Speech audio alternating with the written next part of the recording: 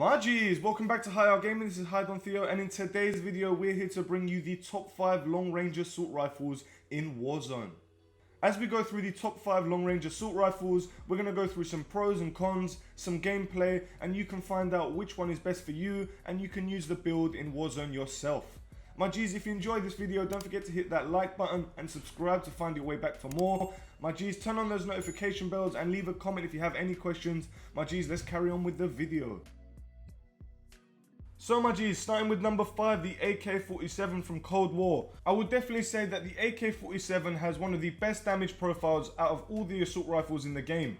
This gun will absolutely destroy people from close to medium ranges. However, when you get into the longer ranges, it is hard to control the recoil.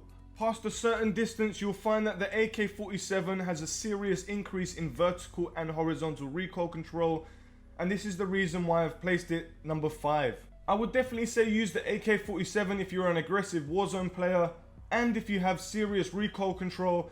If not, I would definitely give this gun a miss. Let's go on to the attachments of the AK47 and then we'll move on to number 4. So here are the attachments. You want the Grau suppressor on your muzzle, you want the 20-inch Spetsnaz RPK barrel, you want the Axial Arms 3 optic, you want the Spetsnaz grip underbarrel and the 60 round ammunition. Number 4, the M4A1 from Modern Warfare. This gun is an absolute classic. Since the huge weapon tuning of Warzone, this M4A1 has made a comeback and is absolutely incredible up to a medium range. Just like the AK-47 from Cold War, at longer ranges this gun can be hard to manage because of the horizontal and vertical recoil control. But if you're using this gun for medium range, this gun is absolutely perfect and will definitely compete with most AR metas. So let's jump into the attachments before moving on to number 3. So my G's, this is the M4A1 build. I use the OG blueprint purely for nostalgic memories because of COD 4. So on the attachments, you want to add the monolithic suppressor on your muzzle. You want to add the stock M16 Grenadier on your barrel. You want the VLK 3x optic, you want the Commando foregrip on your underbarrel, and then you want either 50 or 60 round ammunition. So next on the list is the Grau from Modern Warfare. This takes 3rd place on the list purely because it can handle longer ranges better than the M4A1 and the AK-47. The Grau has been a fan favorite of a lot of Warzone players for a long time. It's very easy to learn the recoil pattern on the Grau, and that's why most people use it, because it's very easy to use. Although the damage isn't as amazing as the M4A1 and the AK-47, the Grau makes up for it in recoil control and rate of fire. And this is why we gave it 3rd place. So let's jump straight into the attachments so we can move on to number 2. So my G's, let's talk attachments on the Grau. You want to start with the monolithic suppressor on the muzzle again.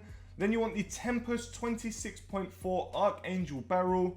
Moving on, you want the VLK 3.0 optic, then the Commando foregrip on your underbarrel, and finally the 60 round mags ammunition. So my G's, number 2, the C58 from Cold War. This is one of my favorite weapons of all time that Warzone has released. The damage on this gun is absolutely insane and the recoil control is so easy. It's like the AMAX when it first came out. To get used to this weapon, all you need to do is get used to the vertical recoil control at longer ranges. From close to medium range, there's practically zero recoil and the damage will take them out so quickly.